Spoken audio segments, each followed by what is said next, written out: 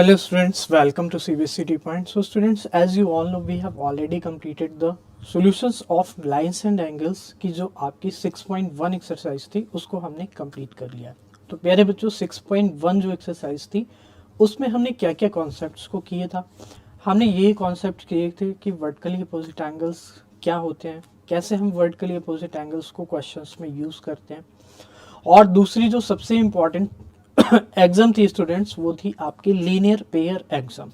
तो linear pair exam और vertically opposite angles, इन दोनों कॉन्सेप्ट्स को प्यारे बच्चों हमने कंप्लीट किया है 6.1 एक्सरसाइज में, और उसकी थ्योरी में हमने ये चीज़ें कवर की है। और बेसिक्स मैंने ऑलरेडी डिस्कस किए थी कि आपके एंगल्स कितने टाइप के होते हैं, पॉइंट क्या होता है, लाइन क्या होती है, रे क्या होती है। तो बच्चों अगर आपने 6.1 को कंप्लीट नहीं किया तो डेफिनेटली 6.1 को पहले कंप्लीट करिए, क्योंकि 6.2 एक्सरसाइज पे अगर आप डायरेक्ट आएंगे तो फिर आपको चीज़ें थोड़ी सी प्रॉब्लम कर सकती है। तो इसलिए मैं आपसे ये कहना चाहता हूँ कि अगर आपने 6.1 को कंप्लीट नहीं किया तो 6.1 को कंप्लीट कर लीजिए, जिससे आप 6.2 को बेटर वे में अंडरस्टैंड कर पाएंगे। ओके स्टूडेंट्स, तो जैसे कि मैं ऑलवेज करता हूँ बच्चों की जो भी एक्सरसाइज हम स्टार्ट करते हैं उसके पहले मैं आपको थोड़ा सा थ्योरी कॉन्सेप्ट्स को डिस्कस करता हूँ, फिर उसके बाद हम लोग एक्सरसाइज के क्वेश्चंस पे आते हैं। तो बच्चों मैं ये आपको बताना चाहता हूँ कि जो आपकी 6.2 एक्सरसाइज है इसमें आपके जो क्वेश्चंस होने वाले हैं स्टूडेंट्स, वो होने वाले हैं बेसिकली पैरेलल लाइंस पे। तो पैरेलल लाइंस पे एक थ्योरम क्या होती है, ठीक है, वो आपको सिर्फ उसकी स्टेटमेंट को आपके सिलेबस में है तो वो आपको देखना है। उसके बाद स्टूडेंट्स आपकी जो दो पैरेलल लाइन होती है और एक ट्रांसवर्सल लाइन आ जाती है, तो वहाँ पर कितने टाइप्स के एंगल्स बनते हैं ये आप ऑलरेडी कर चुके हैं स्टार्टिंग 8th में 7th में। तो बच्चों यहाँ पर आपको क्या करना है, उसी का यूज़ करना है जो आपके पैरेलल लाइंस और ट्रांसवर्सल लाइन से एंगल बनते हैं। तो बच्चों हम उसको भी रिवाइज करेंगे, जो जो कॉन्सेप्ट यहाँ पर यूज़ होंगे हम उसको यूज़ करेंगे, अब मैं आपको बताऊँगा और फिर डेफिनेटली हम क्वेश्चन में उसको अप्लाई करेंगे। तो स्टूडेंट्स फर्स्ट ऑफ ऑल हम लोग ये देखते हैं कि हमें क्या क्या कॉन्सेप्ट्स को यूज़ करना होगा 6.2 में। तो आइए स्टूडेंट्स मैं आपको बताता हूँ कि पैरेलल लाइंस पे क्या क्या एंगल्स बनते हैं, एक बार हम उसको रिवाइज कर लेते हैं। ठीक है स्टूडेंट्स, आइए देखते हैं प्यारे बच्चों। तो बच्चों सबसे पहले मैं यहाँ पर एक लाइन ले लेता हूँ, और बच्चों लाइन आपकी जो होगी वो दो पैरेलल लाइंस पहले मैं लेने वाला हूँ। तो प्यारे बच्चों दो पैरेलल लाइंस मैंने इस तरह से ले ली है। तो एक लाइन बच्चों ये है और एक लाइन बच्चों ये है। तो मैंने दो पैरेलल लाइंस को ले लिया। फिर बच्चों आपको क्या करना है, इसी में एक ट्रांसवर्सल लाइन को बनाना है। तो डियर स्टूडेंट्स इसमें आपको कौन सी लाइन बनानी है, ट्रांसवर्सल। तो ट्रांसवर्सल बच्चों आप सभी को पता है कि ट्रांसवर्सल लाइन कैसी होती है। तो इस तरह से जो लाइन बनेगी बच्चों वो क्या होगी, आपकी ट्रांसवर्सल लाइन हो जाएगी। तो बच्चों आप देख सकते हो कि यहाँ पर लाइन L1 और L2 या कुछ भी आप बोल सकते हैं। तो ये आपकी दो लाइन है और यहाँ पर मैंने एक ट्रांसवर्सल लाइन को क्या कर दिया है, ड्रॉ कर दिया। तो बच्चों जैसे ही हम ट्रांसवर्सल लाइन को ड्रॉ करते हैं तो काफ़ी सारे एंगल्स यहाँ पर बनते हैं, जैसा कि आप ऑलवेज करते आए हैं। तो बच्चों मैं आपको बताना चाहता हूँ कि यहाँ पर कौन कौन से एंगल्स बनेंगे। तो आइए बच्चों हम लोग यहाँ पे क्या करते हैं, नेम कर लेते हैं पहले एंगल्स, क्योंकि उसके बाद चीज़ों को कम्युनिकेट करना बहुत ही ईजी हो जाएगा। तो बच्चों अगर आपका ये एंगल 1 है, इसको मैं नेम दे देता हूँ कि ये एंगल प्यारे बच्चों कितना है, 1 है। तो यहाँ पर बच्चों आप देख सकते हो कि टोटल कितने एंगल बन रहे हैं। ये एंगल 1 है बच्चों, ये एंगल 2 है, और डियर स्टूडेंट्स ये एंगल 3 है, और ये एंगल क्या है प्यारे बच्चों, 4 है। तो 4 एंगल्स तो बच्चों आपको इस पॉइंट के अराउंड मिल रहे हैं। ये आपका जो पॉइंट है जहाँ पे ये इस वाले पैरेलल इस वाली लाइन को ट्रांसवर्सल लाइन कट कर रही है। फिर उसके बाद डियर स्टूडेंट्स आपके 4 एंगल यहाँ पर भी बनेंगे, क्योंकि 4 ऊपर बन रहे हैं। और बच्चों यहाँ पर 5 एंगल ये हो जाएगा, 6 ये हो जाएगा, 7 ये हो जाएगा, और प्यारे बच्चों 8 ये हो जाएगा। ओके स्टूडेंट्स, तो अब इन्हीं एंगल्स को हम नेम करेंगे कि जो हम ऑलरेडी कर चुके हैं स्टार्टिंग की क्लासेस में। तो बच्चों यहाँ पर सबसे पहले मैं बात करूँगा करस्पॉन्डिंग एंगल्स की। तो करस्पॉन्डिंग एंगल्स क्या होते हैं प्यारे बच्चों, जो आपकी इस पैरेलल लाइन के ऊपर होगा और यहाँ पर भी पैरेलल लाइन के ऊपर ऑन सेम साइड होगा, वो आपका क्या हो जाएगा, करस्पॉन्डिंग है। अगर बच्चों बात करता हूँ तो 1 और 5 क्या होने वाले हैं डियर स्टूडेंट्स, आपके करस्पॉन्डिंग एंगल्स होने वाले हैं। तो बच्चों डेफिनेटली यहाँ पर आप इजीली इसको कर सकते हो कि करस्पॉन्डिंग एंगल क्या होंगे, आप इसको नोट कर सकते हैं, वैसे आपने कर रखा है।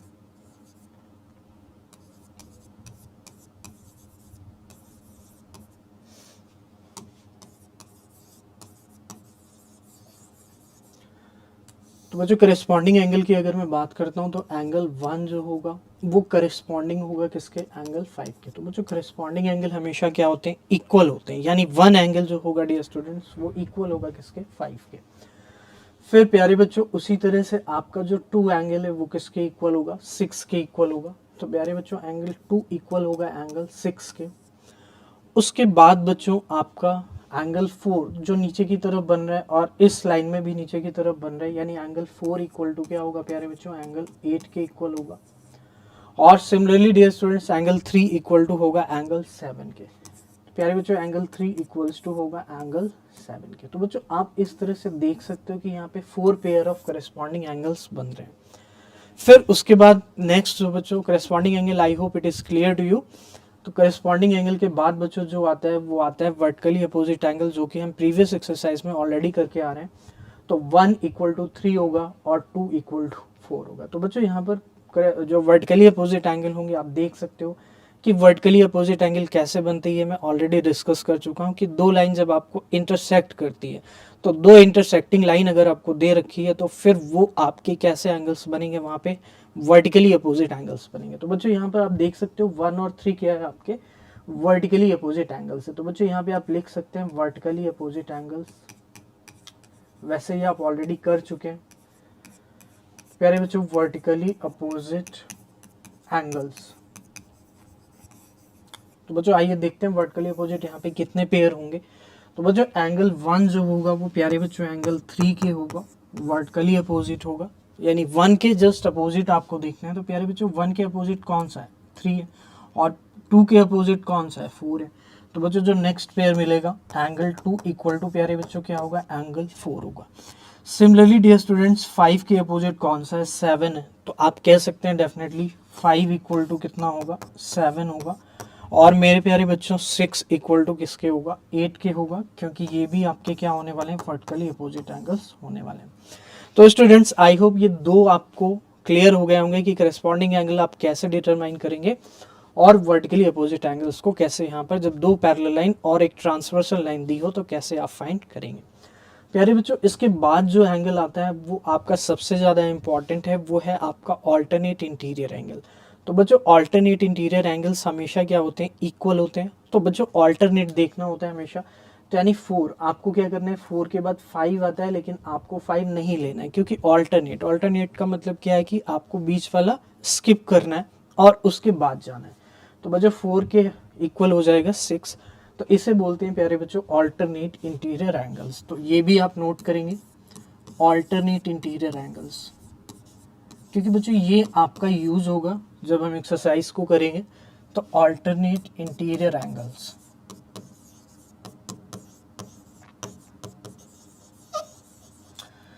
तो आइए बच्चों ऑल्टरनेट इंटीरियर एंगल आपके लिए लर्न करना बहुत इजी है। आप मेरी इस बात को ध्यान रखेंगे कि ऑल्टरनेट का मतलब क्या होता है कि एक को स्किप कर देना है। तो अगर आप 5 को स्किप करोगे तो 4 के इक्वल आएगा बच्चों 6 आएगा। तो 4 के इक्वल क्या हो जाएगा डियर स्टूडेंट, 6 हो जाएगा। और इसी तरह से बच्चों यहाँ पर 3 के इक्वल आप 3 के बाद 4 को स्किप कर दोगे तो कौन सा आएगा, 5 आएगा। यानी 3 के जो इक्वल होगा प्यारे बच्चों वो क्या होगा, 5 होगा। तो इस तरह से बच्चों आप समझ सकते हैं कि ऑल्टरनेट इंटीरियर एंगल्स आप कैसे डिटरमाइन करेंगे। ओके स्टूडेंट्स, तो ये दोनों ऑल्टरनेट इंटीरियर एंगल्स क्या होते हैं, इक्वल होते हैं आपस में। और इसके बाद जो बच्चों लास्ट आता है वो आता है interior angle on the same side, या फिर इसको ये भी बोला जाता है कि को इंटीरियर एंगल। तो interior angle on the same side of the transversal line, तो ये ट्रांसवर्सल लाइन है मेरे पास। तो बच्चों यहाँ पे टोटल 4 इंटीरियर एंगल बन रहे हैं जो अंदर की तरफ बन रहे हैं पैरेलल लाइन के, वो आपके 4 बन रहे हैं। लेकिन आपको क्या लेना है, उसकी जो ट्रांसवर्सल लाइन है उसकी सेम साइड पे लेना है।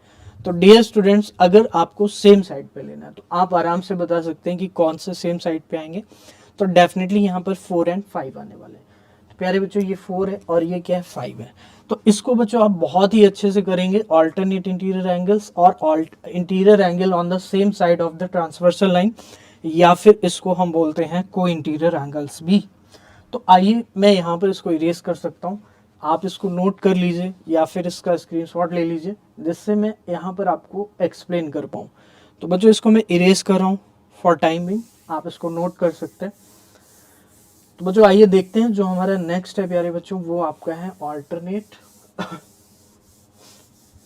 Interior angle on the same side, means interior angle on the same side. तो आइए बच्चों अब हम लोग करते हैं interior angle on the same side. तो dear students, interior angle on the same side को हम लेने वाले हैं। तो आप लिखेंगे इंटीरियर एंगल्स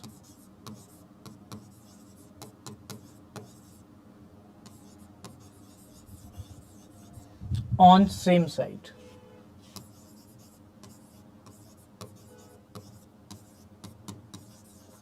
प्यारे बच्चों, interior angle on same side को और क्या बोला जाता है वो भी आप नोट कर लीजिए।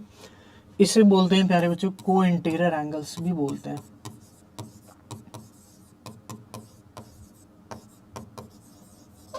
तो बच्चों यहाँ पे आपको प्रॉपर्टी याद रखनी है कि जो interior angle on same side होंगे या फिर को इंटीरियर एंगल्स होंगे उनमें क्या प्रॉपर्टी होती है वो मैं आपको बताने वाला हूँ, और वो आपको याद रखना है। It is very very very important, 5 star property है फॉर 6.2 एक्सरसाइज। तो आइए बच्चों को इंटीरियर एंगल्स को देख लेते हैं। तो बच्चों 4 जो एंगल होगा और 5 जो एंगल होगा ये को इंटीरियर एंगल है, और इन दोनों का सम ऑलवेज हमेशा क्या होता है 180 डिग्री होता है। अगर आपके पास ट्रांसवर्सल लाइन है और 2 पैरेलल लाइंस है तो उनके जो को इंटीरियर एंगल्स होंगे उन सभी का सम दोनों का कितना होगा 180। तो ये बच्चों सबसे ज़्यादा इंपॉर्टेंट प्रॉपर्टी है और सबसे ज़्यादा यूज़ होने वाली प्रॉपर्टी है। इसी तरह से स्टूडेंट्स आप और बता सकते हैं कि एक आपका और को इंटीरियर एंगल्स का पेयर बनेगा। कैसे? जैसे आप इस लाइन के इधर देखेंगे तो बच्चों इस लाइन के इधर यानी लेफ्ट हैंड साइड में अगर आप देखोगे तो 3 और 6 भी आपके क्या होने वाले हैं को इंटीरियर एंगल्स होने वाले हैं। तो बच्चों 3 जो एंगल है और बच्चों 6 जो एंगल है वो कितना होगा आपका 180 डिग्री हो जाएगा। तो डेफिनेटली स्टूडेंट्स आपको यहाँ तक कोई भी दिक्कत नहीं होगी। आपको ये चीज़ याद रखनी है कि जो को interior angles on the same side of the transversal line होते हैं, interior angle on the same side of the transversal line या यू कैन से को इंटीरियर एंगल्स, वो उनका जो सम होता है प्यारे बच्चों वो कितना होता है 180 डिग्री होता है।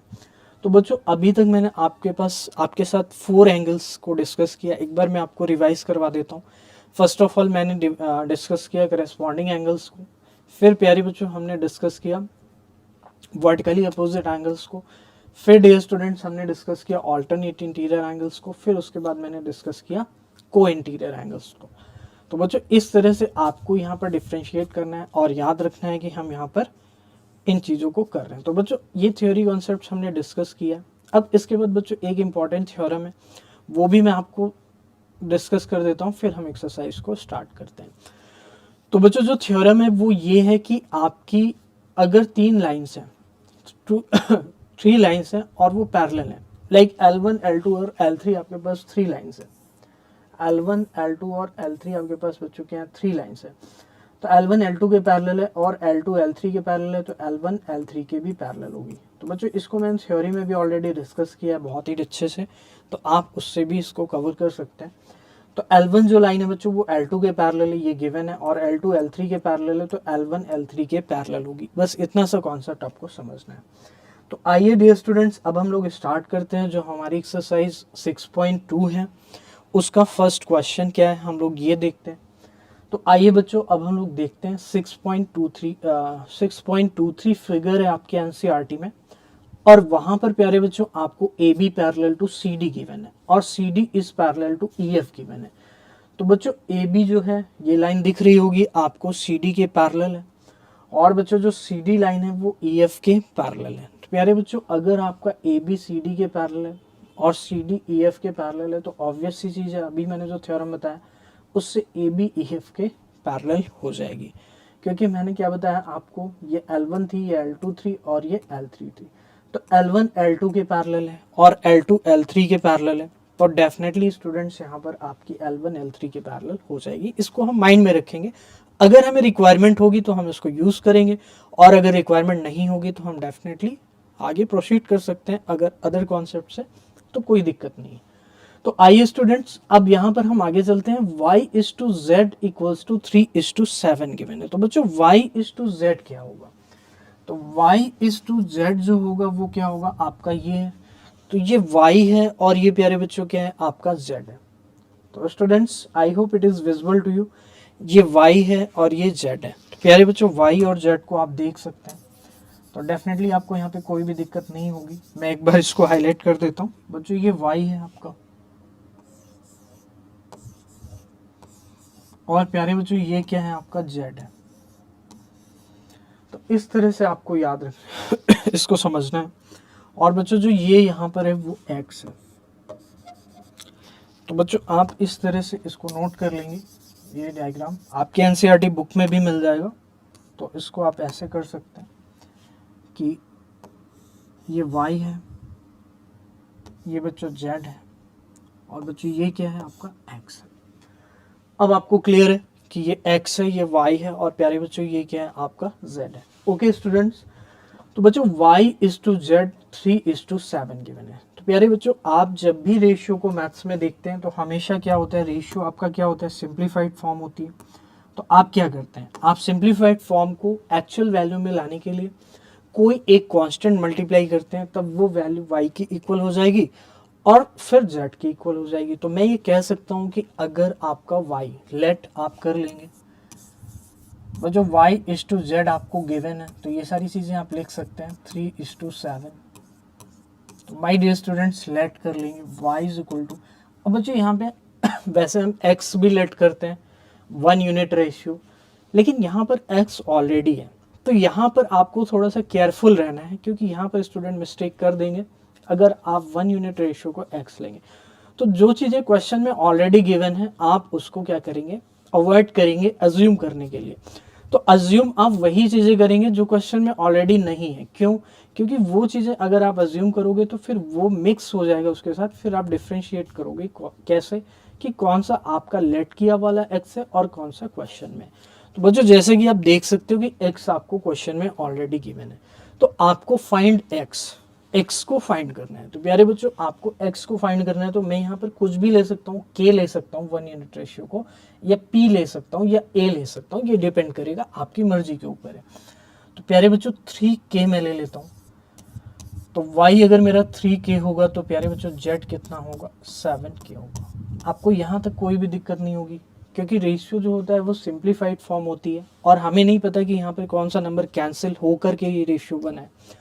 तो इसलिए हमें y की जब एक्चुअल वैल्यू को थे लिखना है, तो आप क्या करोगे, 1 यूनिट रेशियो यानी कि जो आपका 1 रेशियो है उससे क्या करेंगे, नंबर्स में मल्टीप्लाई करेंगे। ओके स्टूडेंट्स, तो अभी आपको 1 यूनिट रेशियो नहीं पता है तो इसलिए k आप लेते हैं, और फिर आगे चल करके आपको जो डिफरेंट कंडीशंस मिलती हैं उसके अकॉर्डिंग आप क्या करते हैं, k को फाइंड करते हैं। तो डिफरेंट कंडीशन आपको डेफिनेटली यहाँ पर मिलेगी जिससे आप k की वैल्यू को डिटरमाइन कर पाओगे, और डेफिनेटली आपको यहाँ पे कोई भी दिक्कत नहीं है, उसमें कोई डरने वाली बात नहीं कि ये k क्या है। k is nothing, it's 1 unit ratio, because ratio is the simplified form, so you have to let the y as 3k and z is equal to 7k। तो ये मैथ्स में आपको क्लियर होगा, अगर नहीं क्लियर था तो अब क्लियर हो गया होगा आई होप। तो बच्चों अब यहाँ पर हमने y और z को लिख दिया है। अब हमारा टारगेट बच्चों क्या है कि x को हमें कैसे भी करके फाइंड करना है। तो प्यारे बच्चों अगर x को आपको फाइंड करना है तो आप जो जो प्रॉपर्टी जानते हैं पैरेलल लाइन और ट्रांसवर्सल लाइन के रिगार्डिंग, क्योंकि यहाँ पर जो बच्चों ये लाइन है वो ट्रांसवर्सल है और ये AB है, ये CD है, और प्यारे बच्चों ये क्या है, EF है, और ये आपस में क्या है, पैरेलल है। तो जो जो हम पैरेलल और ट्रांसवर्सल लाइन के रिगार्डिंग प्रॉपर्टी को जानते हैं, क्या हम उसको यहाँ पर अप्लाई कर सकते हैं? तो डेफिनेटली स्टूडेंट्स हम यहाँ पर इसको अप्लाई कर सकते हैं। तो बच्चों आइए अब हम लोग देखते हैं, क्या मैं आपसे ये कह सकता हूँ कि ये एंगल अगर y है तो डेफिनेटली ये वाला एंगल भी कितना होगा, y होगा। क्यों? क्योंकि ये दोनों इसके अपोजिट है, मतलब ये वाला एंगल इसके अपोजिट है। तो अगर मैं इसको बच्चों नेम कर देता हूँ, मान लीजिए मैं इसको m नेम कर देता हूँ और इस पॉइंट को n नेम कर देता हूँ, जिससे मैं एंगल को प्रॉपरली राइट कर पाऊँ। ओके, तो स्टूडेंट्स ये मेरा m पॉइंट हो गया जो कि मुझे सबसे ज़्यादा रिक्वायर्ड था, और ये n पॉइंट हो गया। और इसके बाद बच्चों यहाँ पर भी आप कोई भी पॉइंट ले सकते हैं, लाइक P ले सकते हैं, और जो जो पॉइंट आपको गिवन नहीं है उनको आप क्या कर सकते हैं, अपनी तरफ से अज्यूम कर सकते हैं, क्योंकि डायग्राम आपको एग्जाम में शो करना पड़ेगा। तो आप वहाँ पर फ्रॉम द गिवन फिगर आप ये चीज़ लिख सकते हैं। तो बच्चों from the given figure we can say कि PMC will be equals to DMN। ये चीज़ डेफिनेटली क्लियर है, क्योंकि पी एम सी जो एंगल है वो वाई है और डी एम एन जो एंगल है वो क्या है बच्चों, वर्टिकली अपोजिट है, तो दोनों इक्वल होंगे। ठीक है, तो आइए बच्चों लिख करके मैं आपको यहाँ पे बताता हूँ कि जो एंगल पी एम सी होगा, आप यहाँ पे बच्चों लिखेंगे from the given figure, from the given figure, okay बच्चों, we can say PMC, we can write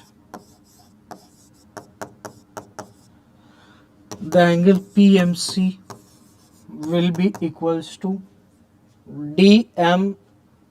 बच्चों Z नहीं लेना है क्योंकि Z एंगल की वैल्यू है, पॉइंट नहीं है, तो इसीलिए मैंने यहाँ पे N पॉइंट लिया, तो इससे आपको कंफ्यूज नहीं होना है। तो बच्चों ये एंगल होगा DMN के। आई होप स्टूडेंट्स PMC किसके इक्वल है, आपका Y के इक्वल है, तो एट द एंड मैं ये कह सकता हूँ कि DMN भी किसके इक्वल होगा, Y के इक्वल होगा। और स्टूडेंट्स यहाँ पर जो अब सबसे इंपॉर्टेंट प्रॉपर्टी जो मैंने आपके साथ डिस्कस की थी वो ये थी कि को इंटीरियर एंगल्स का सम कितना होता है, 180 होता है।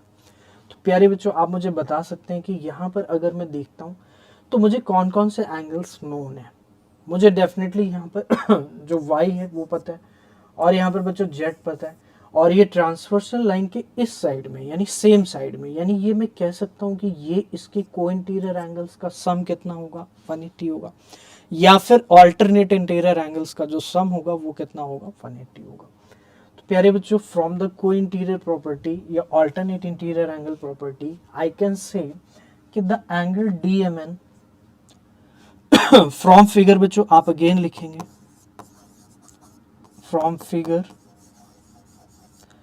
The angle DMN the angle DMN, और प्यारे बच्चों जो आपका ये वाला एंगल होगा, यानी आप ये पॉइंट बच्चों F गिवन है, तो मैं कह सकता हूँ कि MN और F, क्योंकि मुझे ये एंगल लेना है और फिर मैं उसको बाद में Z के इक्वल भी पुट करूंगा, लेकिन पहले आप एक बार करके दिखाओगे कि MN और F को ले रहे हैं, क्योंकि यही आपके क्या होंगे, MNF। तो बच्चों ये आपको लिख लेना है MNF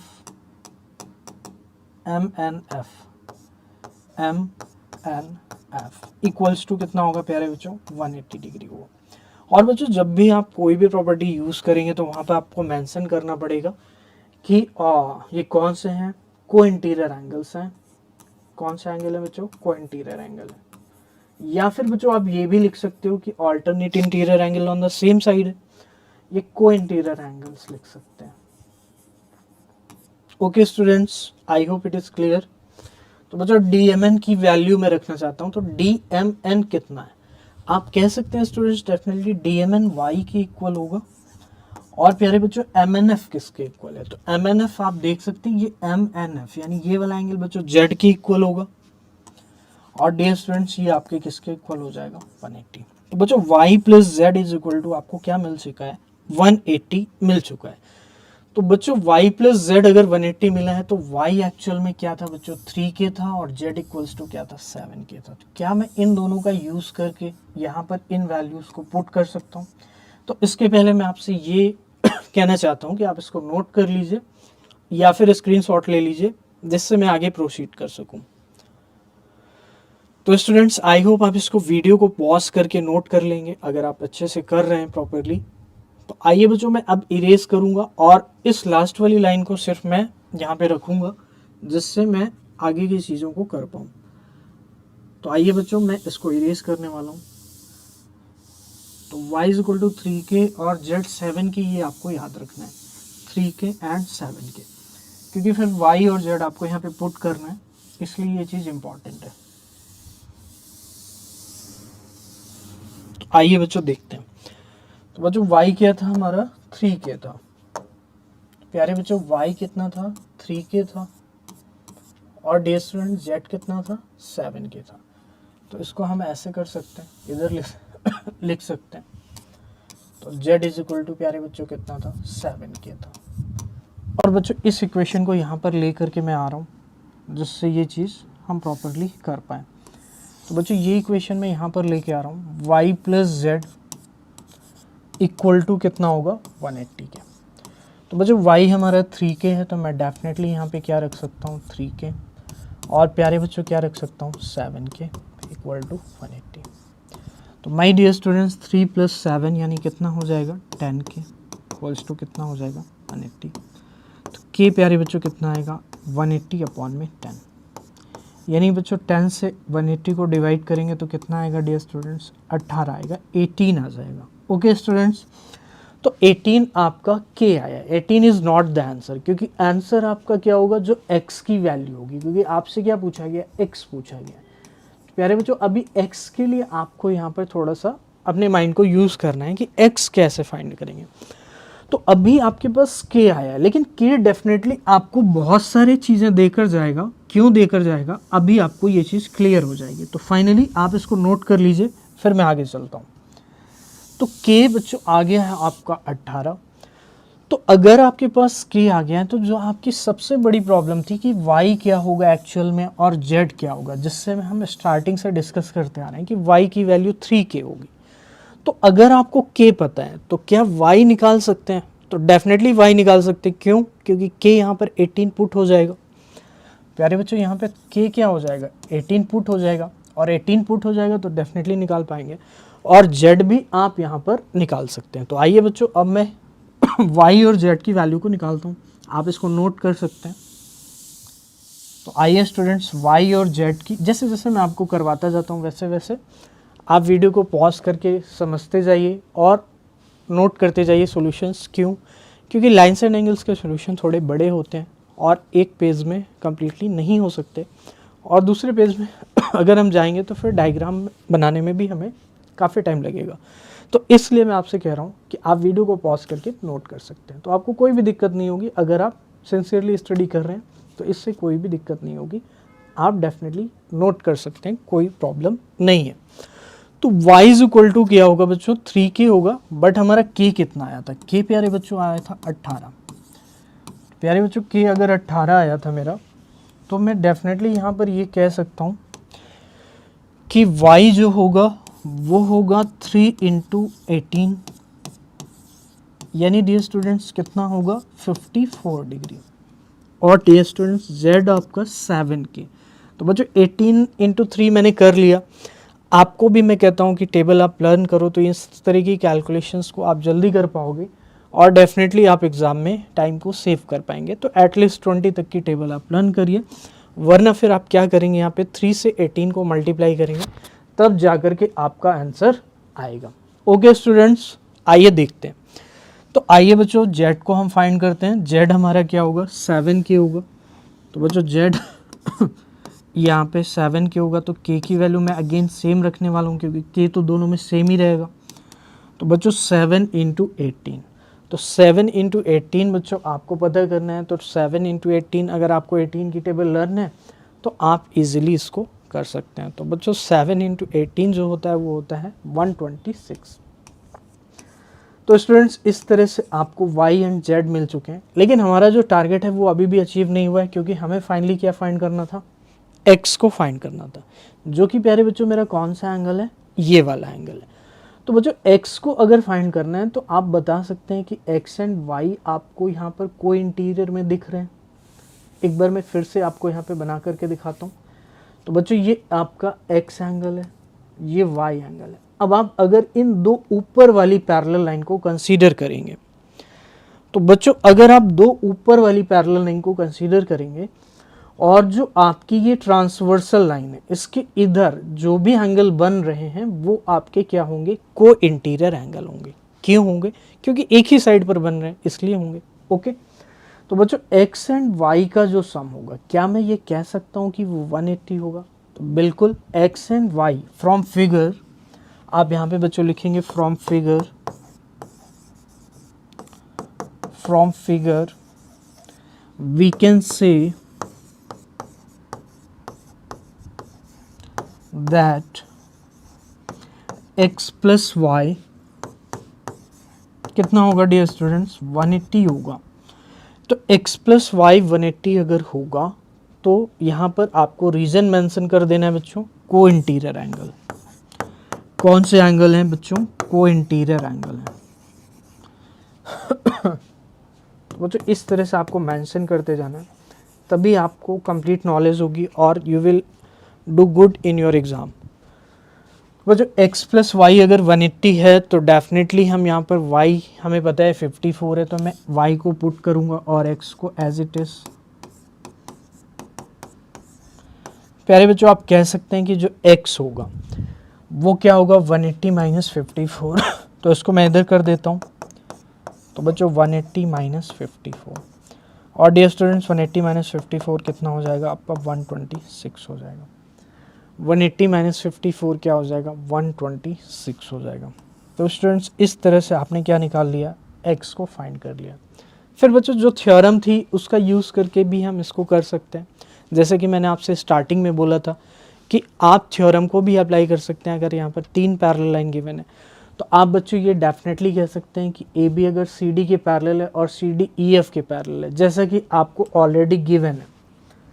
तो बच्चों यहाँ पर आप देख सकते हो कि जो आपको ऑलरेडी गिवन है A B is parallel to C D, यानी ये वाली line A B C D के पैरेलल है और सी डी ई एफ के पैरेलल है। तो अगर ए बी सी डी के पैरेलल है और सी डी ई एफ के पैरेलल है तो यू कैन से कि ए बी किसके पैरेलल होगी, ई एफ के पैरेलल होगी। A B will be parallel to E F. तो डेफिनेटली बच्चों अगर ए बी ई एफ के पैरेलल होगी तो क्या मैं यहाँ पर ये कह सकता हूँ because of parallel line theorem कि ए बी ई एफ के पैरेलल होगी, जो कि मैं थ्योरी में डिस्कस कर चुका हूँ। तो ए बी अगर ई एफ के पैरेलल है तो मैं ये कह सकता हूँ कि बच्चों ये जो एंगल होगा ये वाला, ये ऑल्टरनेट होगा किसके साथ, इसके साथ, और यही तो आपका x है। और यानी मैं ये कह सकता हूँ कि जो x होगा वो z के इक्वल होगा। ये चीज़ आप समझ पा रहे हैं कि नहीं समझ पा रहे बच्चों? ये x है आपको दिख रहा होगा और बच्चों ये z है, यहाँ पे z मैं लिख दे रहा हूँ और ये बच्चों x है। तो अगर इस थ्योरम का यूज़ करेंगे ए बी ई एफ के पैरेलल है और ये लाइन ट्रांसवर्सल है तो x जो होगा वो z के इक्वल होगा और z हम ऑलरेडी फाइंड कर चुके थे, तो हम यहाँ पर थ्योरम का भी यूज़ कर सकते थे, इस चीज़ को भी कर सकते थे। तो ये आपके ऊपर है, आपके माइंड में उस टाइम पे क्या चीज़ आती है, दैट इज़ इम्पॉर्टेंट। क्योंकि जब आप एग्ज़ाम में बैठे हैं तो you are already under pressure, तो आपको उस टाइम क्या आता है वो चीज़ आप यहाँ पे अप्लाई कर सकते हैं। तो स्टूडेंट्स ये था आपको क्वेश्चन नंबर 1। आई होप ये क्वेश्चन आपको समझ में आया होगा। मैंने कोई क्वेश्चन को एक्सप्लेन करने में जल्दबाजी नहीं की है, एक एक पॉइंट को डिस्कस किया है जिससे जो वीक स्टूडेंट्स हैं और जो गुड स्टूडेंट्स हैं सभी को समझ में आए। तो डेफिनेटली आपको थोड़ा सा पेशेंस रखना होगा। इफ़ अगर आपको चीज़ें आती हैं पहले से तो थोड़ा सा आपको पेशेंस रखना होगा। ये डेफिनेटली है कि आपको क्लास में काफ़ी चीज़ें लर्न करने को मिलेंगी। जो चीज़ें आप नहीं जानते हैं हो सकता है वो चीज़ें भी आपको लर्न करने को मिले। तो स्टूडेंट्स इस तरह से हमने क्या किया है, क्वेश्चन नंबर 1 को कंप्लीट किया। आइए बच्चों अब हम लोग स्टार्ट करते हैं, क्वेश्चन नंबर 2 को देखते हैं। क्वेश्चन नंबर 2 हमारे पास क्या है, तो आइए बच्चों क्वेश्चन नंबर 2 आपके सामने है प्यारे बच्चों, आप देख सकते हैं। In figure 6.24 if A B is parallel to C D. तो बच्चों जो ए बी लाइन है, यहाँ पे 2 ही लाइन्स हैं, तो ये आपको ध्यान देना है कि ए बी लाइन है जो सी डी के पैरेलल है। तो बच्चों ए बी आपको दिख रहा है यहाँ पे, वो किसके पैरेलल है, सी डी के पैरेलल है। तो बच्चों ए बी अगर सी डी के पैरेलल है तो मैं यहाँ पे थोड़ा सा इसको हाईलाइट कर देता हूँ जिससे आपको ये चीज़ें विजिबल हो जाएं। तो बच्चों यहाँ पर आपका ए पॉइंट है, कौन सा पॉइंट है प्यारे बच्चों, ए पॉइंट है। और बच्चों ये जी पॉइंट है। तो डियर स्टूडेंट्स ये जी पॉइंट है, आपको इस तरह से ध्यान देना है। ये पॉइंट जी है और ये पॉइंट ए है। और प्यारे बच्चों ये पॉइंट कौन सा है, एफ है। और डियर स्टूडेंट्स ये पॉइंट आपका बी है। तो आपको एक बार नोट कर लेना है अपनी नोटबुक में, ये पॉइंट प्यारे बच्चों क्या है, बी है। तो आपको ये चीज़ें विजिबल हो गई होंगी अब। तो ये पॉइंट सी है और बच्चों ये पॉइंट ई है। तो आई होप इतना आप कोऑपरेट कर लेंगे because you are very good students. तो डी है बच्चों ये पॉइंट, ओके। तो सारे के सारे पॉइंट आपको क्लियर हो गए होंगे बच्चों। ये सी पॉइंट है और ये पॉइंट कौन सा है, डी पॉइंट है, ओके बच्चों। आइए बच्चों देखते हैं। तो यहाँ पर बच्चों आप देख सकते हो कि 6.24 जो एनसीईआरटी में है, if A B is parallel to C D, यानी ए बी जो लाइन है वो सी डी के पैरेलल है, and E F is perpendicular to C D. तो बच्चों परपेंडिकुलर ऑलरेडी मैं 6.1 में बहुत ही डिटेल में और बहुत ही अच्छे तरीके से डिस्कस कर चुका हूँ। तो अगर आपने उसको कंप्लीट नहीं किया तो उसको कर लीजिए, जिससे आपको चीज़ें क्लियर हों, क्योंकि मैं आपको एक एक पॉइंट को डिस्कस करता हूँ, कोई भी चीज़ें मैं स्किप नहीं करता हूँ, कोई भी चीज़ मैं अज्यूम नहीं करता हूँ कि आपको ये चीज़ें आती होंगी। तो डेफिनेटली जो भी 9th में कॉन्सेप्ट्स यूज़ होंगे हम उसको A to Z कंप्लीट करेंगे, उसमें आपको कोई भी टेंशन लेने की ज़रूरत नहीं है। तो बच्चों ए बी जो है वो सी डी के पैरेलल है, और ई एफ यहाँ पर इस बार दिया गया है कि एक थर्ड लाइन ई एफ है वो सी डी के परपेंडिकुलर है, मतलब जो सिंबल ये होता है। अब बच्चों यही चीज़ें आपको सीखना है कि ये वाला सिंबल पैरेलल का होता है, ये क्या होता है, परपेंडिकुलर का होता है। तो जब इस तरह से एक हॉरिजॉन्टल और एक वर्टिकल लाइन हो तो इसका मतलब परपेंडिकुलर है, मतलब जो लाइन यहाँ पर है आपकी वो 90 डिग्री बना रही है इसके साथ। आप ये भी कह सकते हो कि ये वाली भी 90 बना रही है इसके साथ, क्योंकि जब इस तरह से दो लाइनें दी गई हैं तो अगर आपकी एक लाइन 90 बना रही है इसके साथ, तो ये वाली भी इसके साथ क्या बनाएगी, 90 बनाएगी। यानी ये वाली लाइन इसके साथ 90 बना रही है तो ये वाली इसके साथ 90 बनाएगी। ओके स्टूडेंट्स, तो आई होप ये चीज़ क्लियर हो गई होगी आपको कि यहाँ पर हम चीज़ों को कैसे कर रहे हैं। तो बच्चों ये परपेंडिकुलर का सिंबल आपको याद रखना है कि यहाँ पर ये जो सिंबल होता है वो आपका परपेंडिकुलर का होता है, और ये बच्चों दो वर्टिकल लाइन पैरेलल का होता है, एंड GED एंगल है। तो बच्चों एक बार हम देख लेते हैं GED जो एंगल है वो कौन सा है। तो बच्चों मैं आपको यहाँ पे दिखा देता हूँ, आप भी समझ पाए होंगे इसको, GED एंगल किस एंगल की बात की जा रही है। तो ये पूरा का पूरा जो ऑब्ट्यूज एंगल है ये वाला, ये GED एंगल है। ओके, तो इस तरह से GED दिया गया है और 126 है। तो बच्चों यहाँ पे सबसे पहले आप क्या करेंगे, गिवन लिख लेंगे कि गिवन एंगल GED। तो बच्चों जो एंगल GED गिवन है वो 126 है। फाइंड एंगल AGE, तो AGE को फाइंड करना है। तो बच्चों AGE एंगल आपको दिख गया होगा, ये पॉइंट बच्चों A है, ये G है, और ये पॉइंट आपका E है जहाँ पे परपेंडिकुलर लाइन बनी है। तो AGE एंगल ये होगा, कौन सा होगा, ये भी ऑब्ट्यूज है, आपको दिख रहा होगा क्लियरली। तो AGE first of all find करना है, फिर उसके बाद GEF को भी फाइंड करना है, क्योंकि यहाँ पर आपको काफ़ी 3 एंगल्स को फाइंड करना है। तो सबसे पहले AGE को फाइंड करना है, फिर GEF को फाइंड करना है, फिर FGE को फाइंड करना है। तो आइए बच्चों हम लोग देखते हैं कि यहाँ पर हम इसको कैसे फाइंड करेंगे और कैसे क्वेश्चन प्रोसीड करेंगे। तो सबसे पहले हम मार्किंग कर लेते हैं। तो AGE को मैंने मार्क कर लिया, ये वाला फाइंड करना है। इसके बाद प्यारे बच्चों GEF को फाइंड करना है, यानी कि ये वाला फाइंड करना है GEF। तो बच्चों GEF एंगल जो अभी हमने मार्क नहीं किया है तो ये वाला फाइंड करना है, ये जो अंदर बन रहा है, और FGE को फाइंड करना है। तो प्यारे बच्चों FGE एंगल ये वाला है, इसको फाइंड करना है। तो 3 एंगल मेरे पास हो गए, एंगल AGE यानी कि ये वाला ग्रीन वाला, इसके बाद बच्चों GEF, तो GEF ये वाला एंगल, और FGE। तो बच्चों FGE कौन सा हो गया, ये वाला एंगल। तो इस तरह से आपको, और ये वाला जो ग्रीन है वो आपको गिवन है। तो बच्चों अब यहाँ पर आपको ये सोचना है कि कैसे फाइंड करेंगे, क्योंकि सबसे इम्पॉर्टेंट चीज़ यहाँ पर है कि आप जो कॉन्सेप्ट्स को स्टडी कर चुके हैं आप उसको यहाँ पर कैसे अप्लाई करेंगे, दैट इज़ मोर इम्पॉर्टेंट। तो आइए बच्चों, हमें यहाँ पर परेशान होने की कोई भी रिक्वायरमेंट नहीं है। हम चीज़ों को धीरे धीरे जो भी चीज़ें गिवन है उसके बेसिस पे क्या करेंगे, सॉल्व करने की कोशिश करेंगे। क्वेश्चन आपके लिए नया हो सकता है बट आपको डरना नहीं है उससे, उसको आपको ट्राई करना है। ट्राई करने का मतलब ये हुआ कि जो भी आपको इन्फॉर्मेशन गिवन है उसके बेसिस पे आप क्या क्या चीज़ें जानते हैं, आप उससे क्या कंक्लूज़न ड्रॉ कर सकते हैं, उन चीज़ों पे आपको ध्यान देना है। तो बच्चों हम 2 ही चीज़ जानते हैं कि हमारे पास एक पैरेलल लाइन है और एक ट्रांसवर्सल लाइन है, तो इनमें कई सारे एंगल बनते हैं, इसके बारे में ही हम जानते हैं। और वहाँ पर एक थ्योरम जो आपकी 6.2 में थी कि 2 लाइन्स अगर पैरेलल हैं और थर्ड पैरेलल है तो फर्स्ट थर्ड के पैरेलल। तो यहाँ पे कोई 3 लाइन्स तो है नहीं, तो वो उसका तो कोई रोल नहीं होगा। तो जो सबसे इम्पॉर्टेंट रोल होगा बच्चों, जो मैंने आपके स्टार्टिंग में डिस्कस किया, वो आपके पैरेलल लाइन और ट्रांसवर्सल लाइन से बनने वाले जो एंगल्स होते हैं उन्हीं को हम लोग यहाँ पे डिस्कस करेंगे। ओके स्टूडेंट्स, तो आइए बच्चों अब हम लोग देखते हैं। तो बच्चों सबसे इम्पॉर्टेंट चीज़ ये हो जाती है कि जो EF परपेंडिकुलर टू CD है, इससे हम क्या कंक्लूजन निकाल सकते हैं। डेफिनेटली इससे बहुत कुछ हम फाइंड कर सकते हैं। कैसे कि बच्चों जब EF और ये CD लाइन है और ये EF लाइन है, तो अगर ये इसके परपेंडिकुलर है तो बच्चों मैं ये कह सकता हूँ कि ये एंगल कितना होगा, 90 होगा।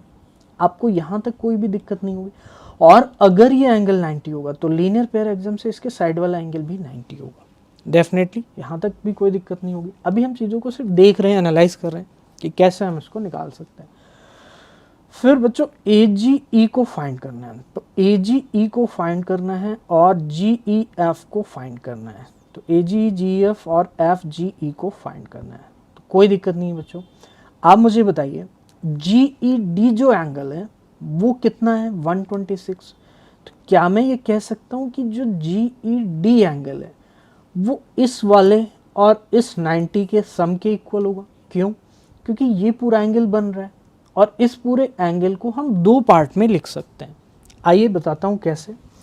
तो बच्चों जो एंगल GED होगा उसको मैं इस तरह से लिख सकता हूँ। फ्रॉम फिगर आप लिखेंगे प्यारे बच्चों यहाँ पे, from figure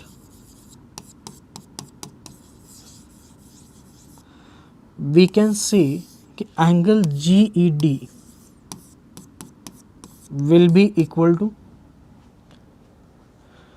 angle GEF plus angle FED। क्या ऐसे लिख सकते हैं? और बच्चों यहाँ पर जो दूसरी चीज़ आपको करनी है वो ये करनी है, since EF is perpendicular to CD, since EF is perpendicular to CD, we can say that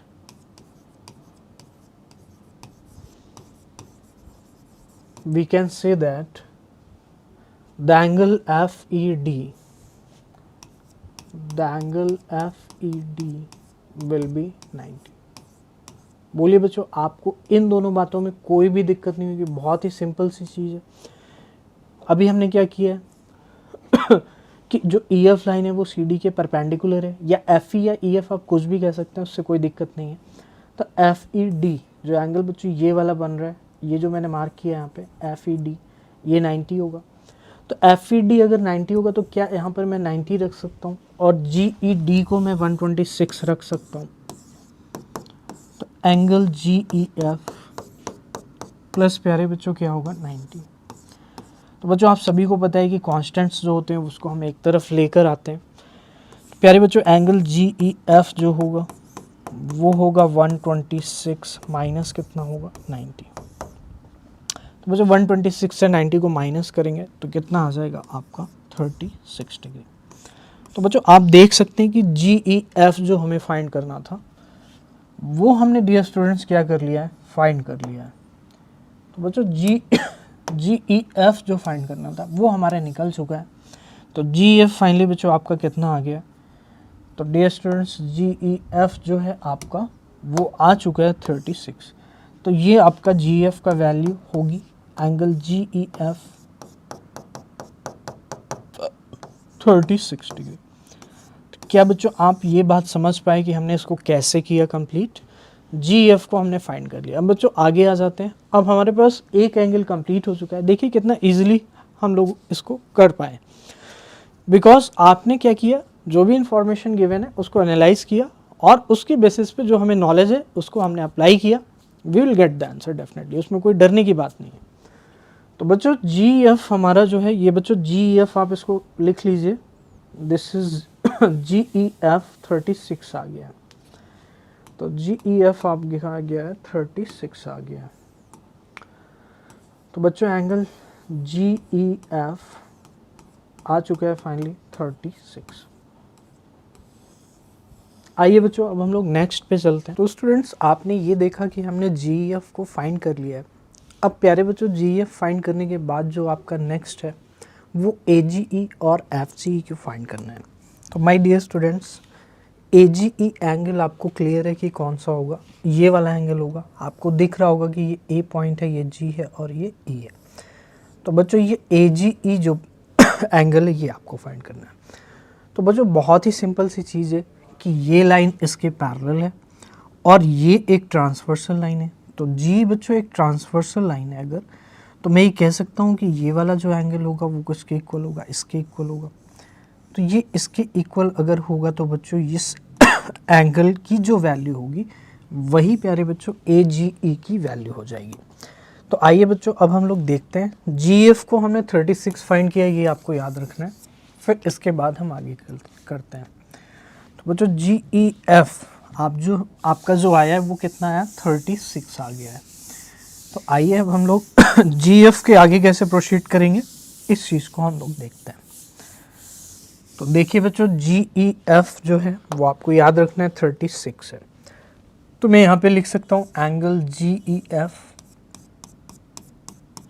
36 है।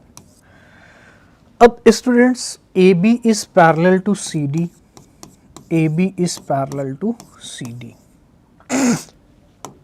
तो बच्चों AB अगर CD के पैरेलल है, ओके, तो AB is parallel to CD and GE is transversal line and GE is transversal line.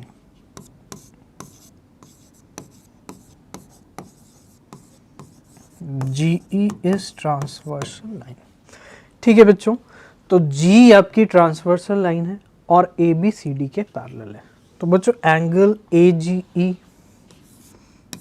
हमें find करना है और ये इक्वल होगा एंगल GED के। जो AGE है वो आपका इक्वल हो जाएगा GED के।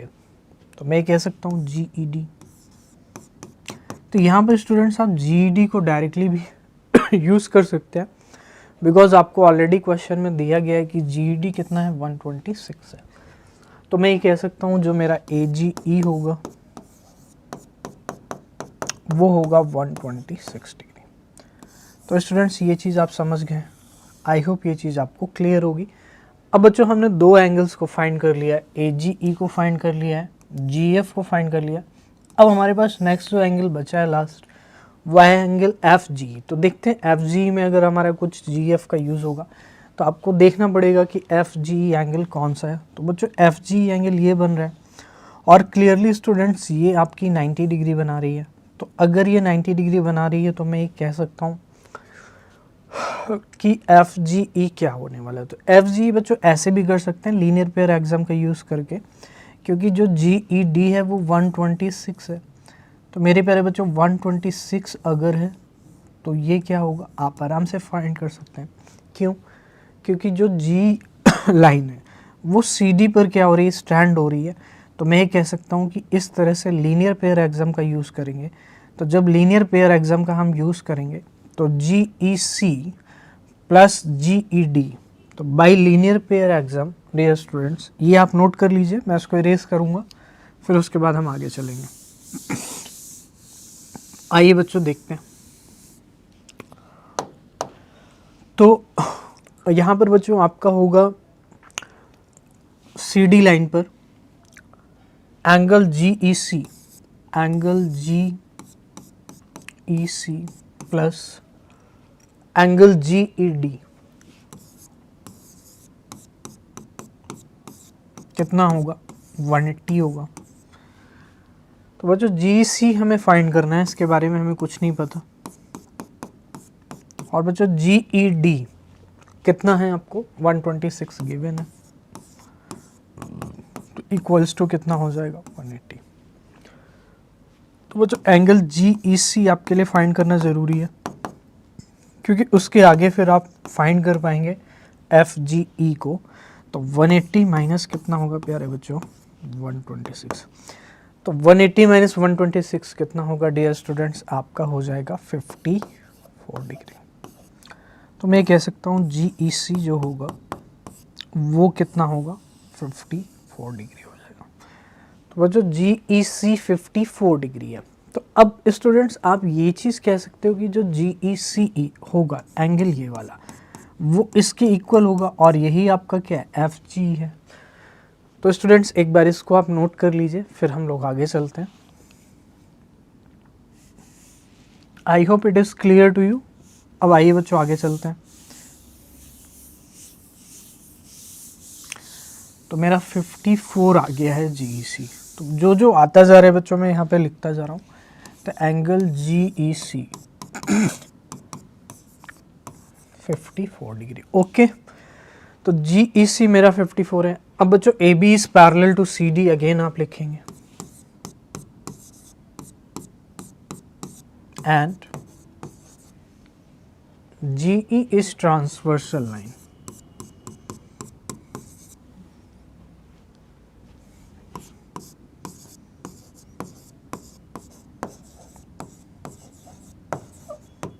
G इज ट्रांसवर्सल लाइन, तो G अगर ट्रांसवर्सल है, AB पैरेलल टू CD है, देन बच्चों आप कह सकते हो कि FGE जो होगा वो इक्वल होगा GEC के। तो FGE GEC बच्चों अभी हमने फाइंड किया कितना है 54। तो बच्चों आप देख सकते हो हमने ऑल एंगल्स को फाइंड कर लिया है। आपका जो फर्स्ट एंगल है GEF वो आपका ये होने वाला है 36, जो नेक्स्ट एंगल है वो आपका होने वाला है GEC 54 और जो नेक्स्ट एंगल है वो FG कितना होने वाला है 54। तो बच्चों यही एंगल्स आपको फाइंड करने थे, आपने इसको फाइंड कर लिया। तो डेफिनेटली स्टूडेंट्स इस टाइप के क्वेश्चन थोड़े से लॉन्ग होंगे और आपके ये 5-6 मार्क्स में पूछे जाएंगे। तो आपको देखना है कि आप कैसे एग्ज़ाम में इस चीज़ को करोगे। ओके स्टूडेंट्स, तो I hope it is very much clear to you. तो चलिए बच्चों अब हम चलते हैं थर्ड क्वेश्चन में, और थर्ड क्वेश्चन क्या कहता है उसको देखते हैं। तो बच्चों थर्ड क्वेश्चन में आपको दिया गया है कि in figure 6.25 PQ is parallel to ST। तो जो बच्चों यहाँ पे लाइन दी गई है PQ, तो आप देख सकते हो PQ लाइन कितनी है। PQ लाइन जो है वो आपकी क्या है ST के पैरेलल है। तो PQ is parallel to ST। तो स्टूडेंट्स मैं आपको ये बता देता हूँ कि ये मेरा P है, ये Q है, ये S है और ये T है। तो PQR 110 है, PQR क्या है 110 है और RST कितना है 130 है। तो ये PQR 110 हो गया, ये RST कितना हो गया 130 हो गया। फाइंड QRS, तो QRS को फाइंड करना है बच्चों, ये QRS एंगल है। Hence draw line parallel to ST through point R।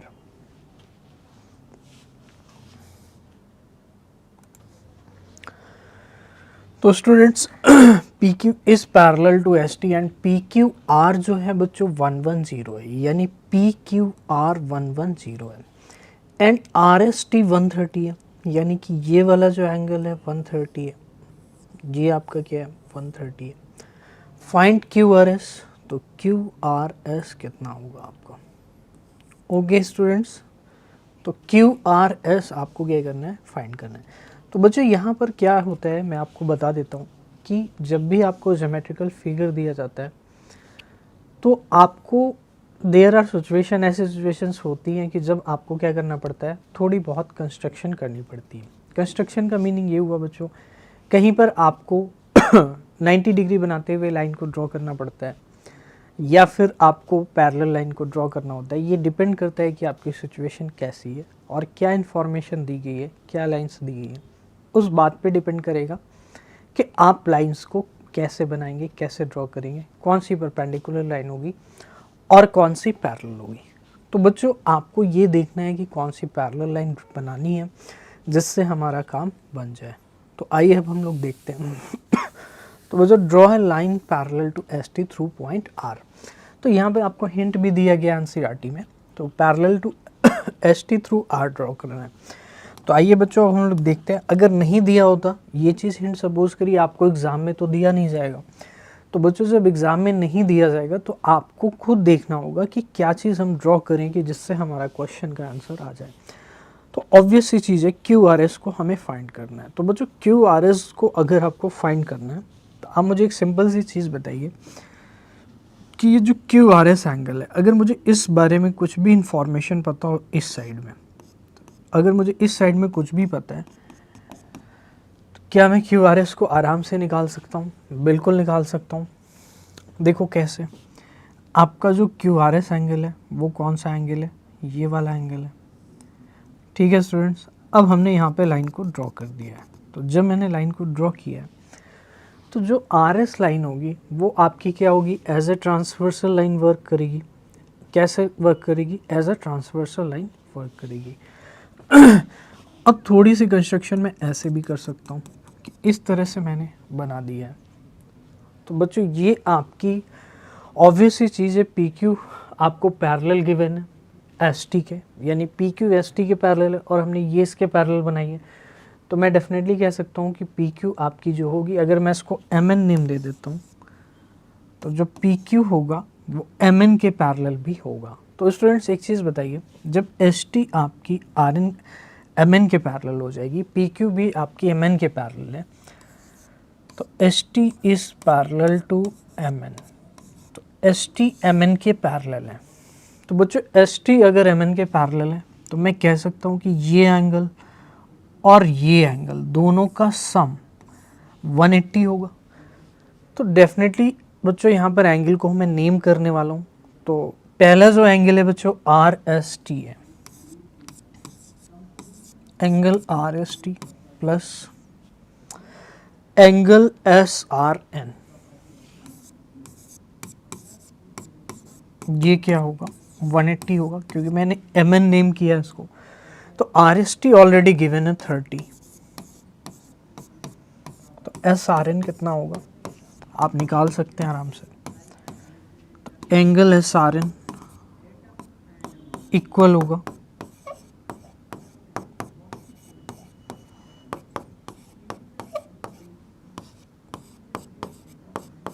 50 degree आ गया। 180 माइनस 130 कितना हो गया? 50 हो गया। तो एस आर एन आपका 50 आ गया, बट आपको क्यू आर एस को फाइंड करना है। तो बच्चों अब क्यू आर एस की बारे में हम फाइंड करेंगे। अब बच्चों एक चीज़ बताइए, ये पी क्यू एम एन के पैरेलल, तो मैं कह सकता हूँ कि ये वाला जो एंगल होगा वो इस पूरे एंगल के इक्वल होगा। अब हम इसको फाइंड कर चुके हैं, तो इसको हम इजीली फाइंड कर सकते हैं। तो P Q is parallel to M N, आपकी स्टेटमेंट क्या होगी? फर्स्ट ऑफ ऑल आप इसको नोट कर लीजिए। आई होप ये चीज़ बहुत ही अच्छे से आपको क्लियर होगी। तो आइए बच्चों अब हम लोग देखते हैं, जो हमारा एस आर एन है वो 50 है, यानी ये वाला जो एंगल है वो 50 है। तो आइए अब हम लोग देखते हैं। तो आगे बच्चों आपको वही करना है, फिर से ले लेना है इसको, जो मैंने आपको बताया कि जो पी क्यू लाइन है वो एम एन के पैरेलल है। तो P Q is parallel to M N,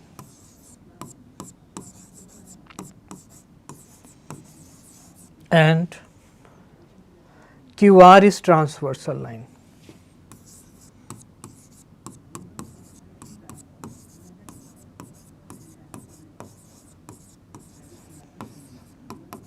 QR कौन सी लाइन है? ट्रांसवर्सल लाइन है। तो PQ is parallel to MN, QR क्या है? ट्रांसवर्सल लाइन है। तो मैं कह सकता हूं कि एंगल PQR इक्वल होगा QRN के।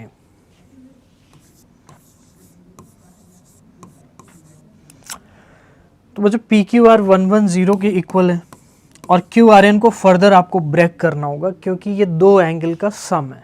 ओके, तो बच्चों QRN जो एंगल है, ये पूरा वाला जो मैंने आपको बताया, ये सम है SRN और QRS का, और QRS ही आपको फाइंड करना है। तो फाइनली QRS आपको मिल जाएगा।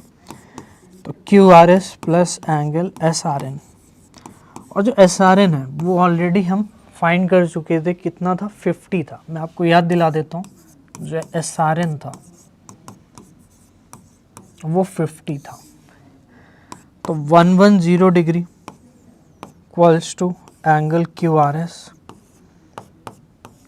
Plus 50 degree. तो एंगल QRS 110 डिग्री माइनस क्या होगा बच्चों? 50, यानी कितना आ जाएगा बच्चों? 60 डिग्री। तो बच्चों यही आपका क्या होगा आंसर। तो आपने देखा कि हमने कैसे इजीली इसको किया कंप्लीट। और बहुत ही इजी था। बस आपको जो कॉन्सेप्ट्स बता रखे हैं 6.2 में जो यूज़ होने हैं उसको आपको क्या करना है, यूज़ करना है। आइए स्टूडेंट्स देखते हैं next question. In the figure 6.26 if A B is parallel to C D. तो बच्चों ए बी जो लाइन है वो सी डी के पैरेलल है और ए पी क्यू 50 डिग्री है। तो ए पी क्यू आप देख सकते हैं बच्चों 50 है, ये वाला एंगल 50 है, पी आर डी 127 है, तो ये एंगल 127 है, और फाइंड एक्स एंड वाई। तो बच्चों एक्स एंड वाई को आपको फाइंड करना है। तो एक्स एंड वाई को आपको फाइंड करना है। तो बच्चों ये एक्स है, मैं आपको बता देता हूँ, यहाँ पे वाई है। तो ये एक्स है और ये वाई है, इन दोनों को फाइंड करना है। और बहुत ही सिंपल सी इंफॉर्मेशन है कि A P Q equals to 50 degree. A P Q क्या है 50। तो मैं ये कह सकता हूँ कि ए पी क्यू जब A B parallel to C D है और आपकी पी क्यू ट्रांसवर्सल लाइन है, तो A B parallel to C D and PQ is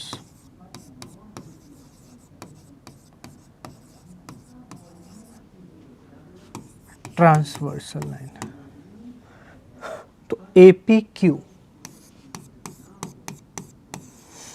equals to PQR, किसके इक्वल होगा, PQR। तो एंगल APQ, PQR क्या होगा बच्चों, X। तो APQ आपको 50 गिवन है, तो ये बच्चों इक्वल है, तो ये 50 है और ये X है। तो X की वैल्यू कितनी आ जाएगी 50। तो आई होप बच्चों X आप निकाल चुके होंगे, समझ में आ गया होगा X कैसे निकालेंगे। सिमिलरली स्टूडेंट्स अगर मैं AB पैरेलल टू CD को ही कंसिडर करूं और इस बार जो मेरी ट्रांसवर्सल लाइन है वो PR होने वाली है, तो PR इज ट्रांसवर्सल। तो आप इसको नोट कर लीजिए, फिर मैं आगे चलता हूँ। तो students I hope you have noted it down. तो अब हम लोग आगे चलते हैं। एक्स हमारा निकल गया, हमें क्या निकालना है बच्चों, वाई निकालना है। देखिए बच्चों, तो बच्चों पी आर जो है इस बार हमको ट्रांसवर्सल कंसीडर करना पड़ेगा। पी आर इज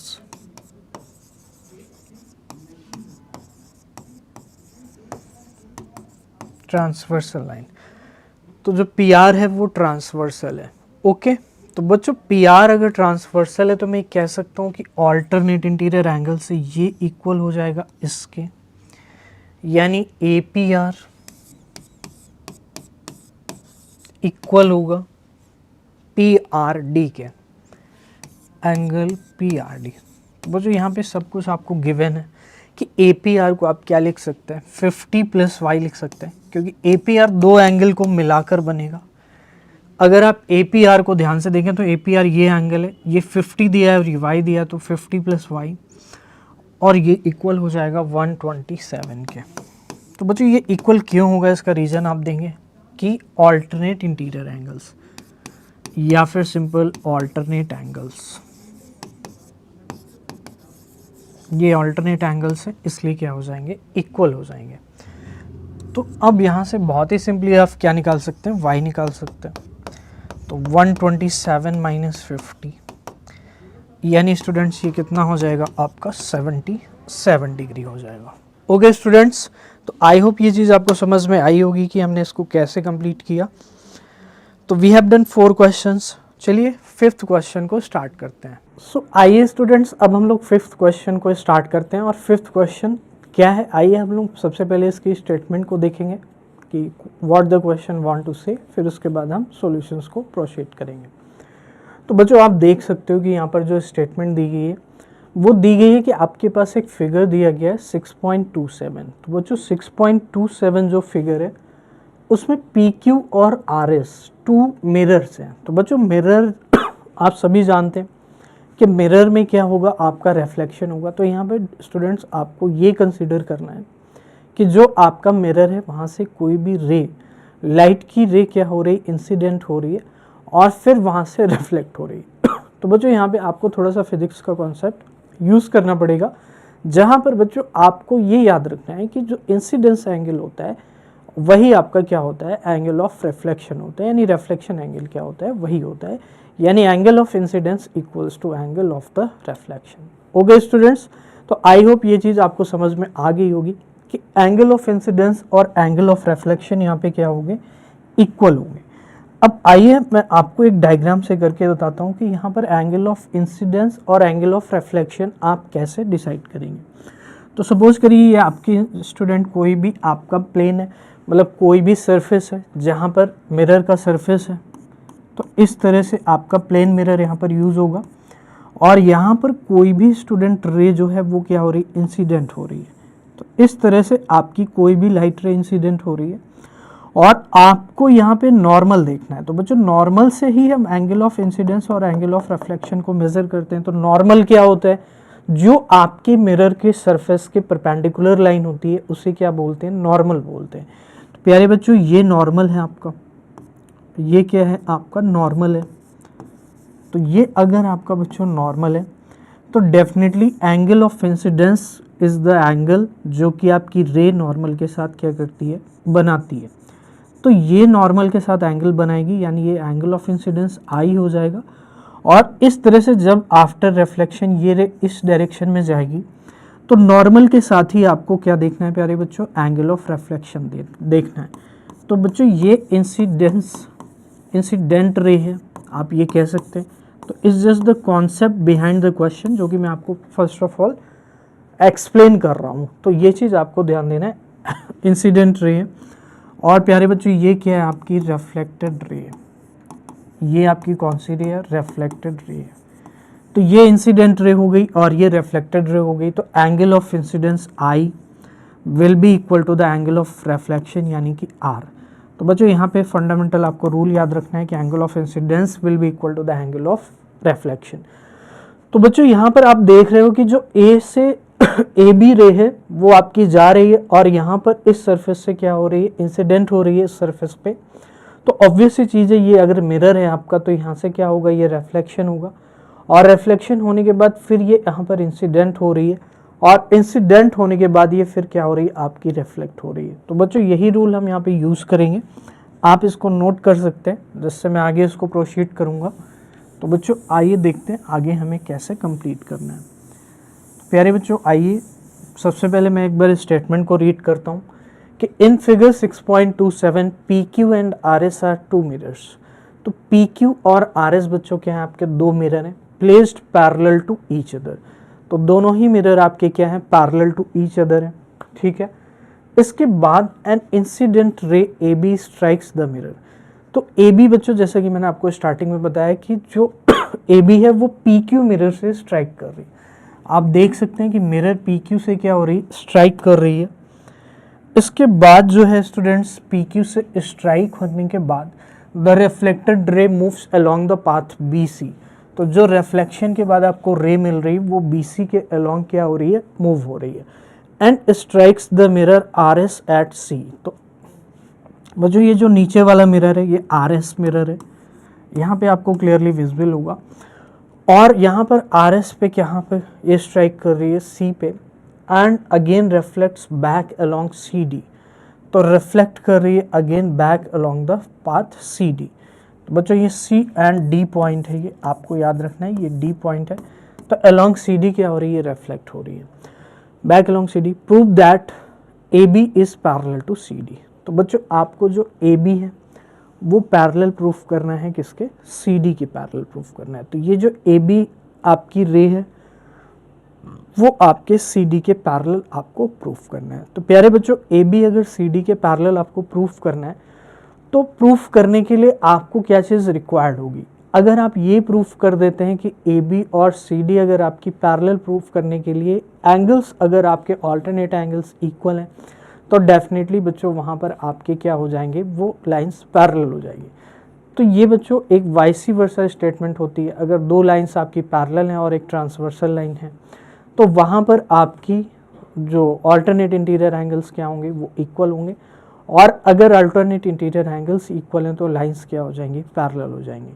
तो बच्चों अगर मैं AB और CD की बात करता हूँ तो क्या BC को मैं ट्रांसवर्सल लाइन कंसीडर कर सकता हूँ, आपको इस तरह से दिया गया है तो थोड़ा सा आपको इस तरह से विजुलाइज करना पड़ेगा यहाँ पर, बिकॉज जो आपकी पैरेलल लाइंस होती हैं, अभी तक आपने पैरेलल लाइंस को ऐसे स्टडी किया है, मतलब ये इस तरह से आपने स्टडी किया और ये ट्रांसवर्सल है। तो बच्चों ये हो सकता है, या फिर ट्रांसवर्सल लाइन आपकी कैसे हो सकती है, ऐसे हो सकती है। लेकिन इसी फिगर में आपको जो पैरेलल लाइन है तो पूरे इस सिस्टम को कैसे कर दिया गया, थोड़ा सा रोटेट कर दिया गया। तो अगर रोटेट कर दिया गया तो आपको ये चीज़ प्रूफ करनी है कि वो पैरेलल है। तो बच्चों आइए डेफिनेटली यहाँ पर हम अगर ऑल्टरनेट इंटीरियर एंगल्स की बात करते हैं। प्यारे बच्चों, ऑल्टरनेट इंटीरियर एंगल्स आपके कौन से होंगे, तो मैं कह सकता हूँ ये वाला ऑल्टरनेट होगा किसके साथ, इसके साथ। अगर ये लाइन हमारी पैरेलल है और BC ट्रांसवर्सल रे है या ट्रांसवर्सल लाइन है, तो डेफिनेटली यहाँ पर AB पैरेलल CD आपको प्रूफ करने के लिए एंगल ABC और एंगल BCD को इक्वल प्रूफ करना पड़ेगा। तो एंगल ABC और BCD को अगर हम इक्वल एनी हाउ प्रूफ कर लेते हैं तो डेफिनेटली बच्चों यहाँ पर आपका क्या हो जाएगा, AB पैरेलल टू CD हो जाएगा। तो बच्चों क्वेश्चन क्या था अभी तक मैंने वो एक्सप्लेन किया आपको। क्वेश्चन के रिगार्डिंग जो भी इंफॉर्मेशन है आपको सबसे पहले ये समझना है कि क्वेश्चन क्या कहना चाहता है, उसके बाद बच्चों आपको क्वेश्चन को अटेम्प्ट करना है। क्योंकि जब तक आप क्वेश्चन समझेंगे नहीं कि क्वेश्चन क्या कहना चाहता है तो डेफिनेटली आपको फिर आगे दिक्कत होगी, क्योंकि आप करोगे क्या क्वेश्चन में। जब तक आपको ये समझ में नहीं आया कि क्या फाइंड करना है और क्या गिवन है, उससे हम जो गिवन इन्फॉर्मेशन है उससे हम रिक्वायर्ड इन्फॉर्मेशन को कैसे फाइंड कर सकते हैं, ये सबसे ज़्यादा इंपॉर्टेंट चीज़ है। ओके स्टूडेंट्स, तो आइए बच्चों देखते हैं। जैसा कि मैंने आपको बताया कि इंसिडेंट रे जो होती है वो एंगल ऑफ रिफ्लेक्शन जो बनाएगी, वहाँ से reflected ray angle of reflection बनाएगी। एंगल ऑफ इंसिडेंस और एंगल ऑफ रिफ्लेक्शन क्या होंगे, आपस में इक्वल होंगे। ओके स्टूडेंट्स, तो आइए प्यारे बच्चों, अगर मैं यहाँ पर एंगल ऑफ इंसिडेंस को फाइंड करना चाहता हूँ तो मुझे यहाँ पे क्या बनाना पड़ेगा, एक नॉर्मल को बनाना पड़ेगा। तो इस तरह से मैंने एक नॉर्मल को क्या किया है, ड्रॉ किया। तो आई होप आपको ये चीज़ क्लियर हो रही होगी कि नॉर्मल अगर आपका ये वाला लाइन है तो बच्चों यहाँ पे एंगल ऑफ इंसिडेंस मैं मान लेता हूँ x। तो प्यारे बच्चों x यहाँ पर भी होगा एंगल ऑफ रिफ्लेक्शन। डेफिनेटली यहाँ तक कोई भी दिक्कत आपको नहीं होगी। तो डियर स्टूडेंट्स, फिर ये यहाँ पे स्ट्राइक करेगी, और जब ये यहाँ पे स्ट्राइक करेगी तो डेफिनेटली यहाँ पर एंगल ऑफ इंसिडेंस भी एंगल ऑफ रिफ्लेक्शन। तो यहाँ पे नॉर्मल कुछ ऐसे बनेगा जैसे मैंने अभी बनाया। तो यहाँ पर एंगल ऑफ इंसिडेंस बच्चों y होगा, तो ये एंगल ऑफ रिफ्लेक्शन भी कितना हो जाएगा, y हो जाएगा। ओके स्टूडेंट्स, तो आई होप ये आपको बहुत ही अच्छे से क्लियर होगा कि यहाँ पर x इक्वल टू x होगा, because angle of incidence equal to angle of reflection, और यहाँ पर भी angle of incidence equal to angle of reflection. Okay students, अब इसके बाद जब हमने इतना कंप्लीट कर लिया है तो इसके बाद हमें ये देखना है कि यहाँ पर जो आपके मिरर्स हैं वो पैरेलल हैं ईच अदर। आपने देखा होगा कि mirrors placed parallel to each other. तो अभी तक हमने इसके रिगार्डिंग कोई भी चीज़ डिस्कस नहीं की है। तो जो आपको मिरर पैरेलल दे रखे हैं तो इसके रिगार्डिंग भी आप क्या करेंगे, कुछ इन्फॉर्मेशन वहाँ से ड्रॉ करेंगे। तो फिर आपको क्या करना है, फाइनली दोनों इन्फॉर्मेशन को कंबाइन कर करके आपको ये प्रूफ कर देना है कि AB is parallel to CD। और AB is parallel to CD proof करने के लिए आपको क्या प्रूफ करना पड़ेगा, ऑल्टरनेट इंटीरियर एंगल्स क्या होंगे, आपके इक्वल होंगे। यानी मैं कह सकता हूँ कि x इज इक्वल टू अगर y आ जाएगा मेरा, तो definitely students x is equal to अगर y है तो जो मेरा पूरा एंगल बनेगा वो 2x और ये 2y, तो डेफिनेटली वहाँ पर 2x is equal to 2y आ जाएगा। तो यहाँ पर मैं आपको अभी तक एक्सप्लेन कर रहा हूँ कि कैसे हम अप्रोच करेंगे क्वेश्चन को, बिकॉज अप्रोच करना आपको लर्न करना है। There are 5 questions but you will get the variety of questions in various books, and आपको एग्जाम में भी चेंजेस देखने को मिल सकते हैं। तो इट्स अबाउट कि approach, how do you approach the question. Okay, आपकी जो PQ लाइन है वो RS के पैरेलल है, तो डेफिनेटली मैं यहाँ से ये चीज़ कह सकता हूँ कि जो आपकी ये लाइन है इसके पैरेलल है और हमने यहाँ पे नॉर्मल्स को ड्रॉ किया है। तो आप इस चीज़ को कह सकते हो कि नॉर्मल भी इसके पैरेलल होगा। अगर मैं आपको अलग से डायग्राम बना करके बताऊँ तो बच्चों ये मेरा नॉर्मल है फ्रॉम द पॉइंट B, ये मेरा नॉर्मल था, और फ्रॉम द पॉइंट C एक नॉर्मल ऐसे था। तो मुझे एक चीज़ बच्चों पता है कि इस तरह से मैंने अगर नॉर्मल को बनाया तो जब मैंने B और C को ज्वाइन करूँगा तो क्या ये एक ट्रांसवर्सल होगी, और अगर ये ट्रांसवर्सल लाइन है और ये लाइंस पैरेलल हैं, क्यों पैरेलल होगी, क्योंकि PQ RS के पैरेलल है। और आपने PQ के परपेंडिकुलर एक लाइन को ड्रॉ किया है। नॉर्मल क्या होता है, एक परपेंडिकुलर लाइन ही होती है, ठीक है, और यहाँ पर आपने इससे परपेंडिकुलर को ड्रॉ किया है। तो ये अगर इसके पैरेलल है और यहाँ से परपेंडिकुलर को हमने ड्रॉ किया है, तो बच्चों मैं डेफिनेटली कह सकता हूँ कि ये वाला जो एंगल होगा वो किसके इक्वल होगा, इसके इक्वल होगा।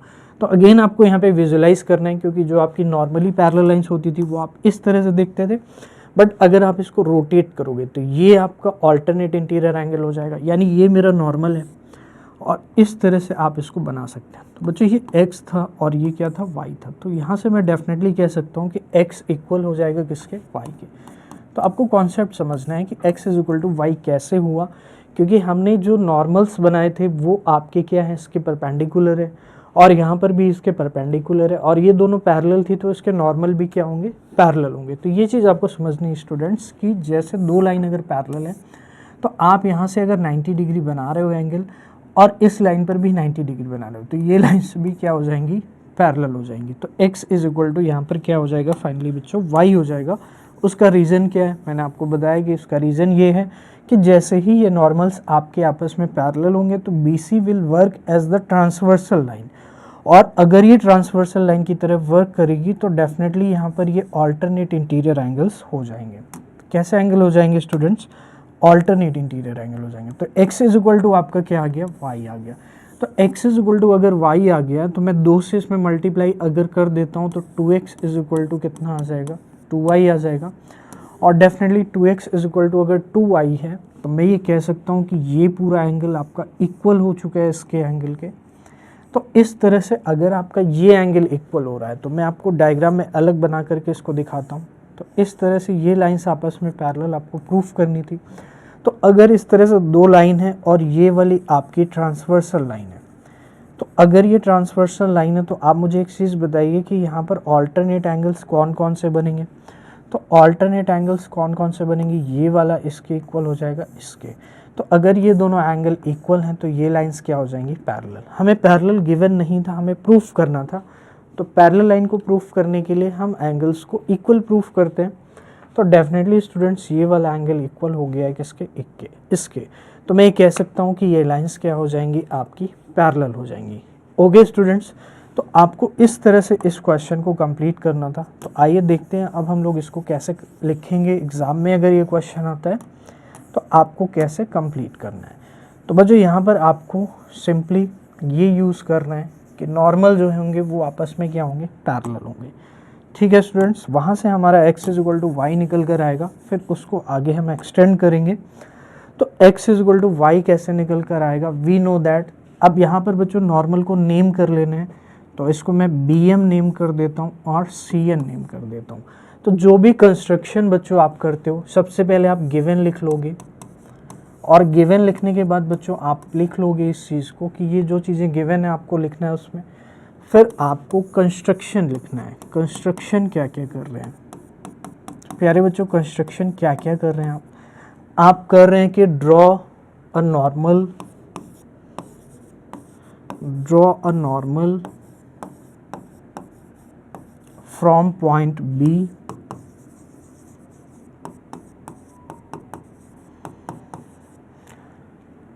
on the line, on the mirror PQ, on the mirror PQ, and from point C on the mirror RS.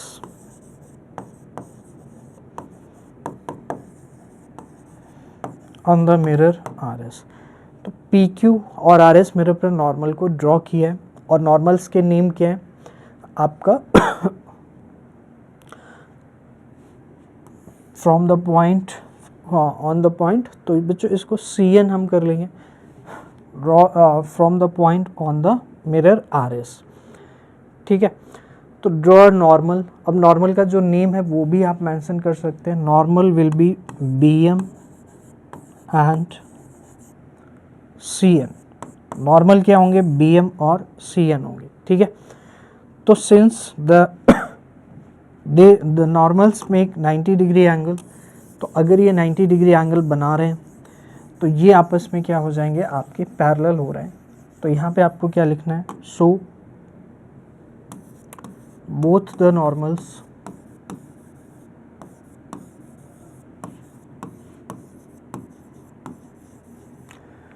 will be parallel to each other, parallel to each other। तो each other ये क्या हो जाएंगे, parallel हो जाएंगे। तो अगर ये parallel हो जाएंगे तो we can say BC will be transversal line and hence BC will be a transversal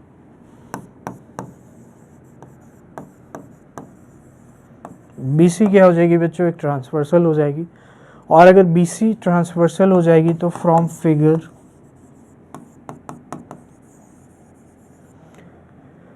x is equal to क्या हो जाएगा, y। क्या लिखेंगे, ऑल्टरनेट इंटीरियर एंगल्स,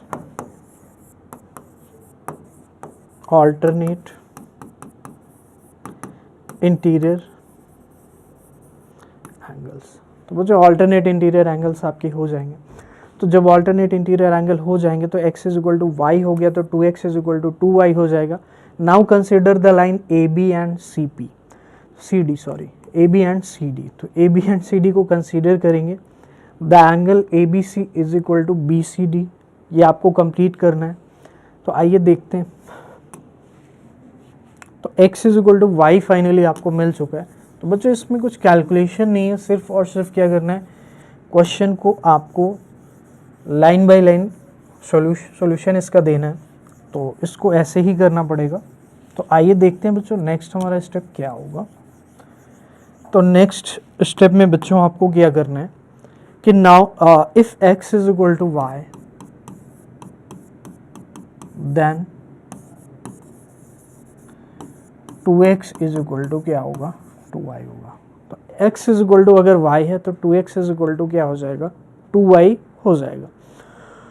और यहाँ पर बच्चों x is equal to y then 2x is equal to 2y, बहुत ही ऑब्वियस सी चीज़ है। अब आपको आगे लिखना है कि नाउ कंसीडर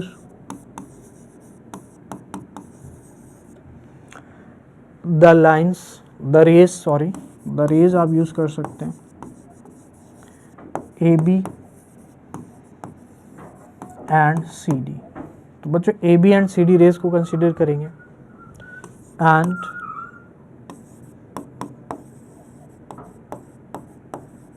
ट्रांसवर्सल BC।